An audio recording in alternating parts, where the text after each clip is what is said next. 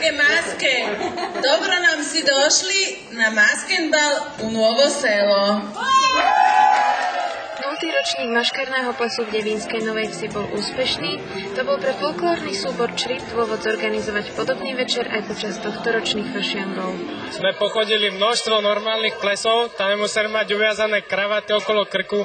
Nás to začalo pomaly dusiť a každý devínsko-novešský občan, staronovovešťan nám hovoril, že v Devínskej bývali vždycky maškarné bály, tak sme sa na to dali nejak aj my a tu sa človek môže vyblázniť trošku v inej koži, nemusí dodržiavať nejaké spoločenské normy. Prečo ste si vybrali práve maškarný ples? Lebo tak tam človek sa môže zohýzdiť a nikomu to nevadí. Prečo ste si vybrali práve maškarný ples? Práve kvôli tej srande. Lebo je tu fajn zábava, fajn ľudia a fajn záchranárky. Je to také nekonvenčné, je to trošku zmena oproti iným plesom, ako fajn ľudia sa tu zišli, dobrá zábava. Prišiel som na maškarný ples, pretože sú fašiangy a na fašiangy sa patrí teda obliecť sa do masky a výjsť medzi ľudí. Tak, ako bol od začiatku utajený program večera, prekvapením boli aj jednotlivé masky. Na tomto maškarnom plese sa ich stretlo takmer 160. Aká ste dnes večer maska? No, tak ja som Saint-Exupéry, tento letec.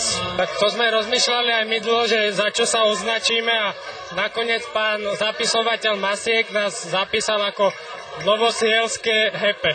Ja som pohár, respektíve Virgin Mojito, také nealkoholické, aby si mohli cucnúť aj nezletilé osoby. Ja som vývrtka. Ja som Lienka Mutant. Klasicky mám vždy masku zapisovateľa alebo úradníka, ktorý prideľuje čísla maskám. Ja aj s partnerom sme piráti. Myslím, že sme sa docela zhostili tejto úlohy a cítime sa v tom celkom fajn. Ohnivé kočky. Cítite sa dobre v tejto maske? Výborne. Úplne uvoľnenie. No ja som strapec hrozná. Ja som chcela aj záčerticu, ale povedali mi, že sa viac hodím na aniela.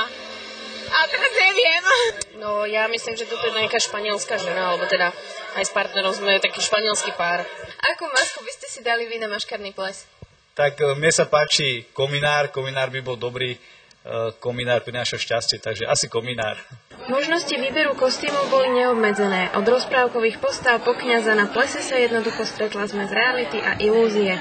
Každý účastník pritom hľadal inšpiráciu niekde inde. No, to ma inšpirovala babka, lebo ja som vyšiel na pobalu a som hľadal, že čo by som teda, tak ako, hľadal som to včera, hej. Som tak hľadal, že čo by som tak mohol byť. Tak som tam našiel takéto všelijaké srandy, tak som to teda, že dám si to na seba. Prečo ste si vybrali práve túto masku, čo vás inšpirovalo? Potreba dodržiavať pitný režim?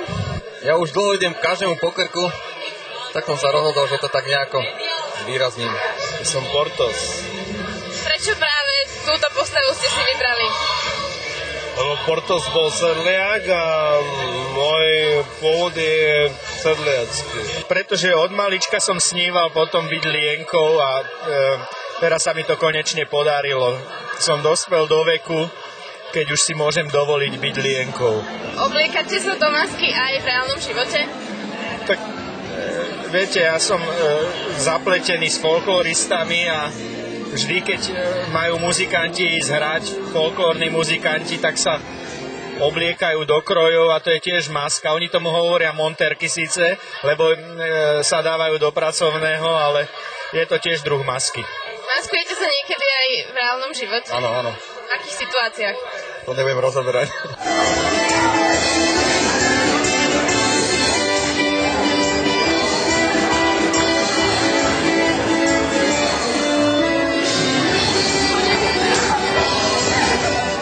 Kostýmy boli dokonalé, málo kto však vie, čo predchádzalo ich použitiu. Akým spôsobom ste si zadovážili masky? Vlastnoručne. Sme si ušili. Bolo to veľmi zložité, je to na dlhšie rozprávanie. Najťažšie bolo dosiahnuť tie bodky, aby mali správnu černosť.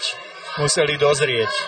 Museli sme zohnať nejaký drôt, krepový papier, mašličky a škrábačky. A to je všetko. Bolo ťažké dopracovať sa k tým kostýmom? Nie. Tu máme 1,5 litrovky flašky. V tých je dobré vínko. Musel som vymyslieť technológiu, že ako to pripevniť, ako to vlastne skonštruovať.